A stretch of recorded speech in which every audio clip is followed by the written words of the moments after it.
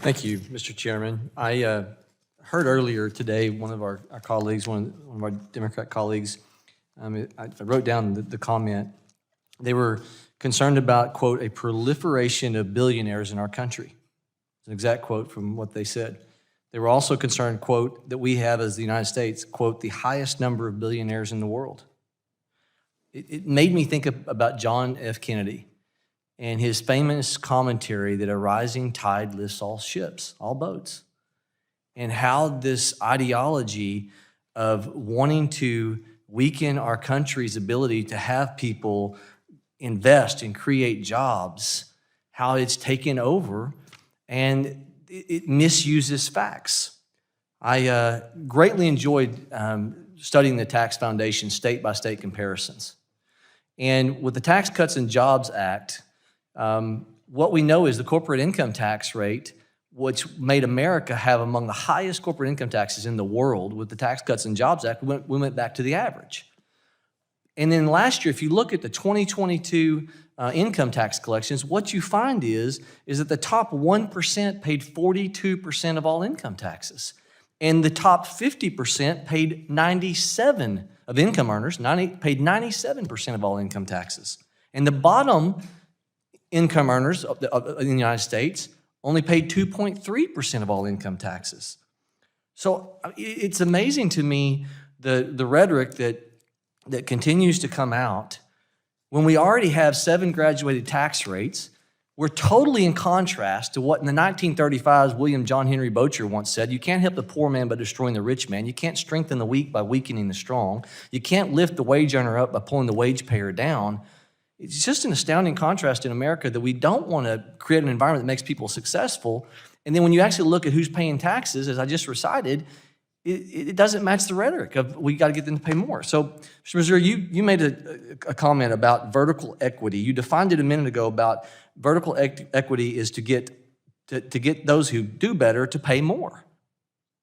With 97% of the income tax burden paid by the highest 50% of earners, and the bottom 50% of earners pay only 2.3%, and the top 1% that's talked about all the time pay 42% of all income taxes, and we're at the average of corporate income tax rates, and you look at where we're at historically in terms of our gross domestic product and the amount of tax collection, and we're on par with history of our nation.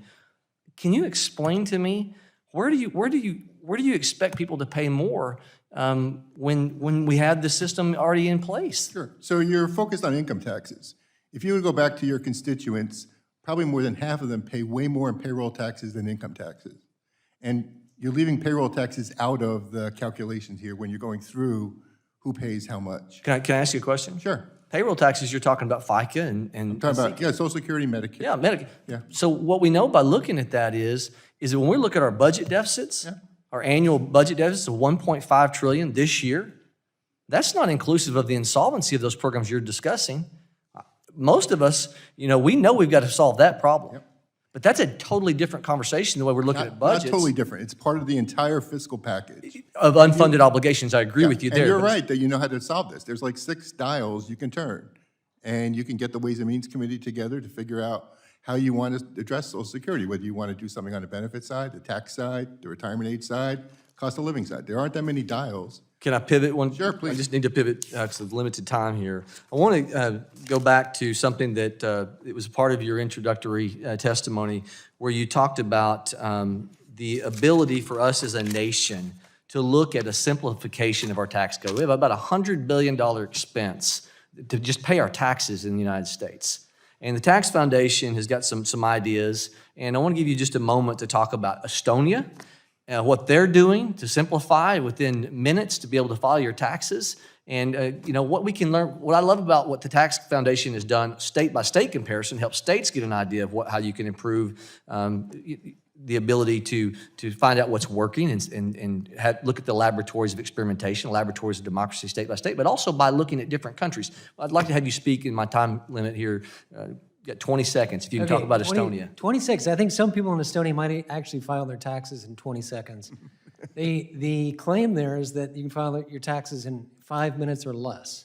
And we have talked, my friend Kyle here, we have talked to the folks in Estonia at the Ministry of Finance, And they confirmed that indeed, it's 5 minutes or less to file your taxes, which should be mind-blowing for Americans. But they do it because they have a very simple system, that actually collects plenty of revenue. About Not 72,000 pages when you look Absolutely at not. court cases like About- the United it's about States. 88 pages, the entire federal tax code. So it can be done. Mr. Chairman, I yield. Thank you for your indulgence. You bet.